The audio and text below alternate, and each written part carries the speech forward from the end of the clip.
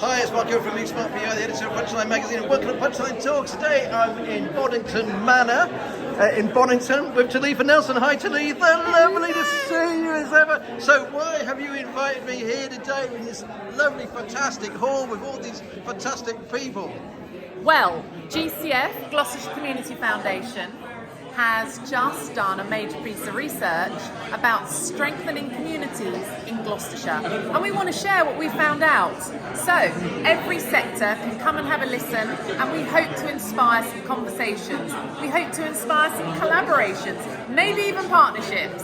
But it's about getting the conversation going. Okay, so what sort of information are you going to partake or give us out tonight? If that's okay? So we have a research glossy paper which we can download or you can take with you.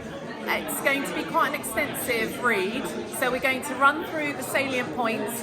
We're going to split you up into groups and we're going to get you all chatting and discussing some of those points today. Okay, and what are the major points? No, I can't. Oh, well, I can't really share. Well, this is after this over here. This video is going to go out tomorrow, not today. Okay. The salient points are around our charity sector and the sustainability of the sector, because charities absolutely protect our statutory services and our community. They're the golden threads that weave through society, and if we don't make sure that this sector is recognised, that this sector is funded, then it will hurt everybody. We'll all feel it. And our point today to make is that the charity sector is absolutely equal to the statutory public sector and business sectors, and we absolutely need to bang the drum for what this sector does, because it matters to us all. And a stronger Gloucestershire is good for everyone. We must make sure that we all see the work that we can do together. I mean, there's 5,000 odd charities, isn't there, Well, in Gloucester? It's a crazy amount, and they can't all make money, and you can only rattle the tin so much. Absolutely, and the issue we have is the sustainability of the sector, as need has skyrocketed like never before. Absolutely history-making poverty in the county. If you think a third of all children are living in poverty now, 41,000 children. That is absolutely unacceptable in a county like ours. So how do we fight it? How do we tackle it? And actually, while we live in a very fortunate county, it's only probably because people don't really know how to help. And what we're doing is suggesting ways to get involved in your community. Yes, funding, yes, money, but also giving back in other ways. Volunteering is crucial, and helping your local charities and community groups. So we must absolutely shine a light on this sector. If you think commercially, the last budget, there are only warm words for the sector. 2022, we put billions and billions and billions into the economy, 23 billion. Now, we're already propping the statutory contracts up by 2.5 billion a year. So our charities deliver government contracts, but at around a 40% loss. So it's so important that if this sector isn't recognised, they'll no longer be able to deliver services, and those services won't be delivered, and people will end up in worse situations than they're already in. So we've got to recognise the monetary and commerciality of the sector. It's not just a nice to have.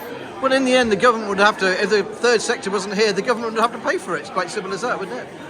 Or not. More people will end up in desperate situations. I got to ask you, because obviously you and I both know about the poverty in Cheltenham. Does it really annoy you that you see all the wealth at the Cheltenham racecourse, which I'm not saying about, but there's a lot of wealthy areas around here, but we know it's really, there's some tough areas in Cheltenham. It's desperate. I mean, we've got there's probably 10 areas in Cheltenham that were at the bottom 10% of the country. We've now got 20 areas that sit in the bottom 10% of the country in terms of deprivation. 20 areas in Cheltenham? It's doubled. So if you think of the indices of deprivation, they're not always accurate, but it's an indication. And we've got a beautiful town like Cheltenham, and with the cost of living crisis, it's now become those who have and those who have not.